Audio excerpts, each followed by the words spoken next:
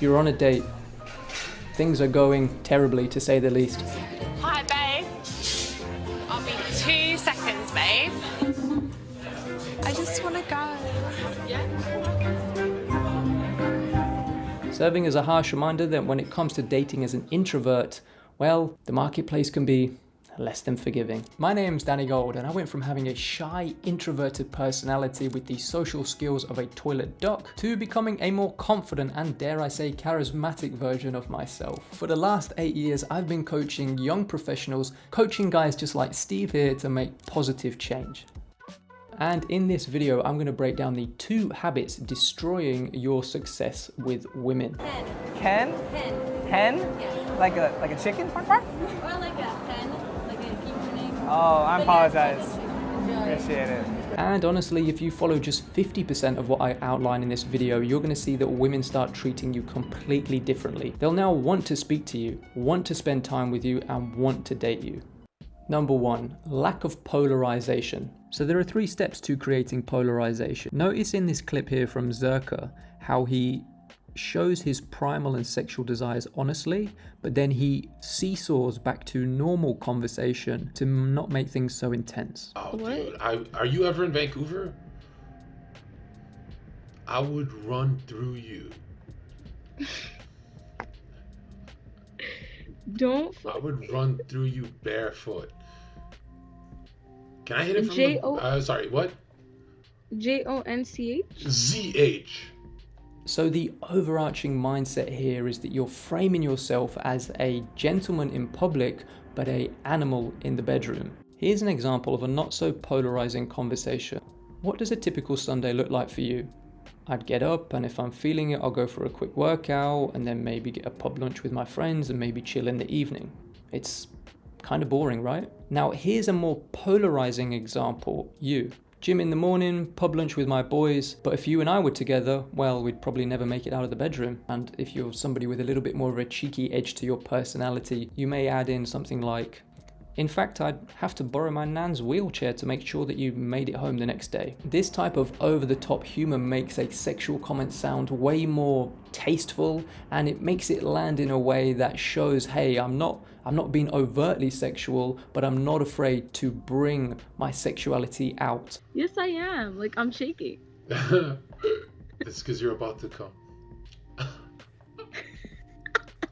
And they've done studies into female erotic literature, finding that the storyline of the woman wanting to tame the more primal beast, whether it be a vampire, monster, what have you, as the most popular storyline. So she wants to see that you have that more primal element to your personality. Talk about things in a glass half full mentality. So look at these 2 examples. I'm kind of into rock climbing. Notice how the first one kind of gives off a so what, who cares vibe. I'm really into rock climbing. See how the second one sounds more certain and positive? Because whether we like it or not, human beings are programmed to respond more positively to certainty.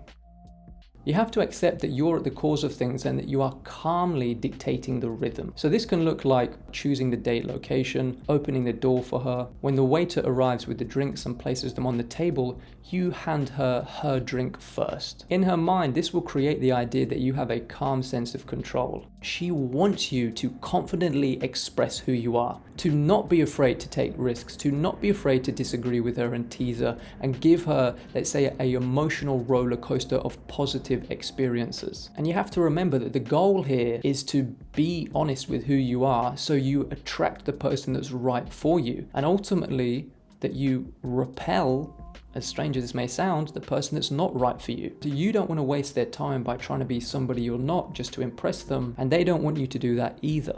So by being congruent to authentically expressing yourself and taking a few risks now and then, you'll be weeding out the girls that are not suited to your type of personality. Because a harsh truth is that a lot of guys, they often try and seek validation by supplementing their personality to what they think the girl wants. And this is all based on wanting subconscious validation as well as a fear of rejection. Number 2, having a persona equals loss of attraction. Ever been on a night out and seen a guy that just gives off the vibe that he's the man, that he's either a gangster or he's like the uptight stoic or he's wannabe Mr. James Bond? And then when you meet that same guy, you realize very quickly he's nowhere near as cool as you first thought. And I tend to see this with really good looking guys or guys that have just started learning social skills. And the reason for this is because it seems easier to put on a persona to impress them to truly be authentic to who you are. And women can see through this persona easier than, damn it, I thought I would have something for this.